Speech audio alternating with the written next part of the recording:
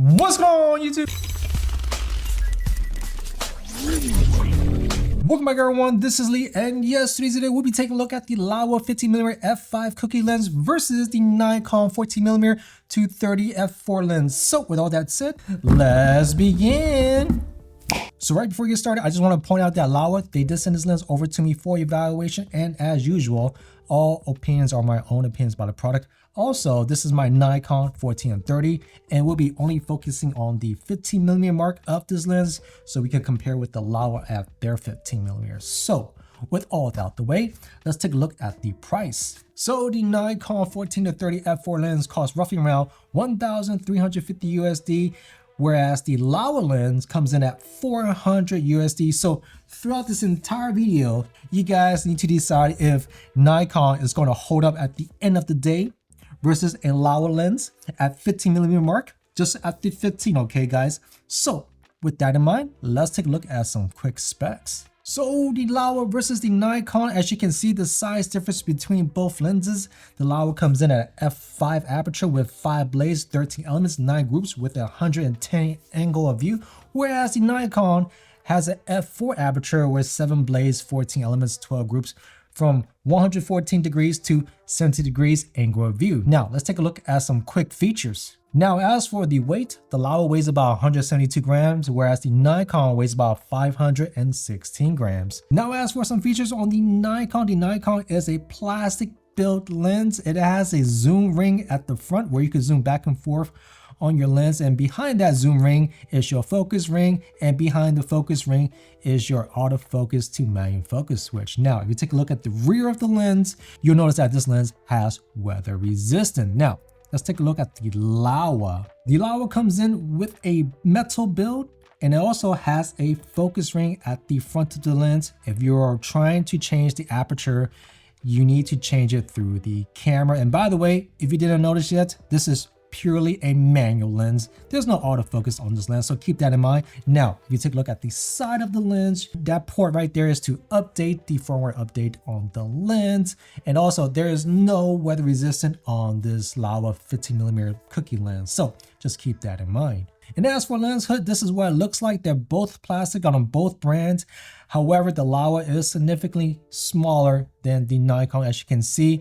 And so with all these specs and features out the way, let's take a look at our first test. Now as the first test, this is the vignetting test. I'm taking a photo of this white backdrop, and as you can see, both lenses do have vignetting. However, Laowa's vignetting is a lot stronger than the Nikon. Now as for the next test, this is the distortion test, and as you can see, the Nikon has focus breathing problems, so that was a huge bummer at 15mm. So to keep this comparison going, I had to pull the Nikon a bit further back to get this graph in frame to do the distortion test, and here's what I got. The Laowa has slightly more distortion than the Nikon, but the Nikon also has distortion as well. But I think at the end of the day, everyone's turning on their distortion control in their cameras. So just want to throw that out there. Now as for chromatic aberration, I want to let you guys in on a little secret. In this scene, I know we have chrome, we have metal, we have silver, it's all in the scene, but I want you guys to pay attention to the background, because the way that each of the lens renders out the light is different. The Nikon is brighter than the Laowa, so please keep that in mind. We will see that come into play when we look at the environment scene outdoors. Also, chromatic aberration, I don't see much in this test scene, but you will see a little bit, a tiny bit when we get to the outdoor scene, so keep that in mind. Now as for the flare test, I'm going to show you guys two samples. I'm photographing directly at the sun. I will say that in both tests, I do enjoy the Laowa flare. Nikon, if that's what you're looking for, something that's plain Jane, there you go. But Laowa got something going on with their sunburst. That's just crazy. And it has a rim around it too. That just speaks Zelda in my head right now. I don't know why I'm thinking about Zelda, but it's so epic right there. So anyways, now as for this next test, this is the environment test. We're taking a photo of this scene on a cloudy day, so there's no sun in sight. Keep that in mind. Let's take a look at the bottom left. As you can see, there's slight vignetting on the Laowa, And also the sharpness, I'll give it to the Nikon. Let's take a look at the middle bottom.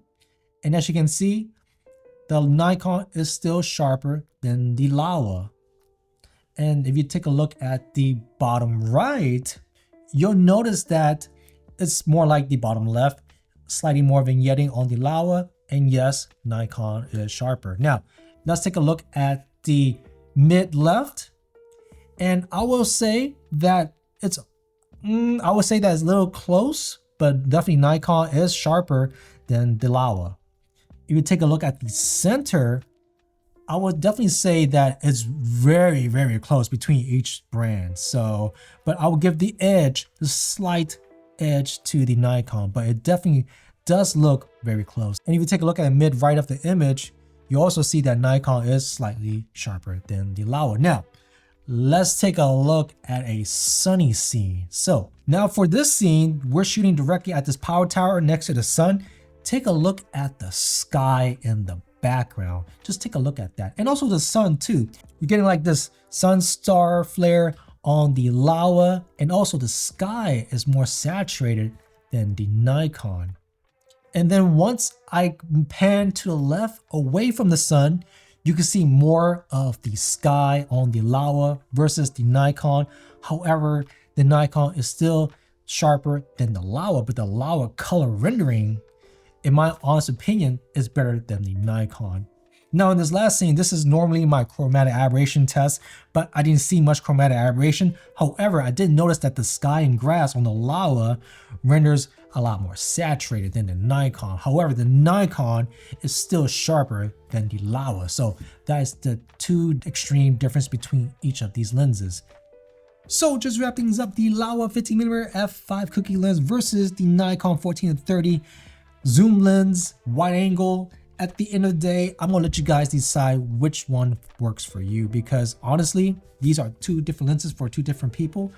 But if you own a Nikon ZF, you're looking for a wide angle lens, look no further. The 15 f5 cookie lens is a fun lens. It has a lot of character to it. I love the saturation. I love the vignetting. Softness wise, I get what they're doing. You could get that filmic type of look in your image. So if that's something that's up your alley, definitely get the cookie lens by Laowa. But just keep in mind, there's no autofocus. It's all manual focus, and you start at f5. So just keep that in mind. And there's no weather resistant on that lens. Now, for the Nikon, you're paying a little bit more. For the 14mm, obviously, the autofocus, it's very sharp. There's no character to it. There's no crazy vignetting. There's no crazy cool looking flare for the lens. You also get no crazy chromatic aberration on both lenses. However, the downer to the Nikon that I just realized in this test, thank you Laowa, is that you get major focus breathing on the 14-30. And that's only if you're taking a photo or you're doing a video to a subject that's close to you. Landscape shots, no problem. But anyways, I'll let you guys decide from the test that we just went through. So with all that said, thank you guys for checking me back. Hopefully you guys enjoyed this video. Definitely click like and subscribe. And I guess I'll see you guys in the next one, all right? Take it easy. Peace.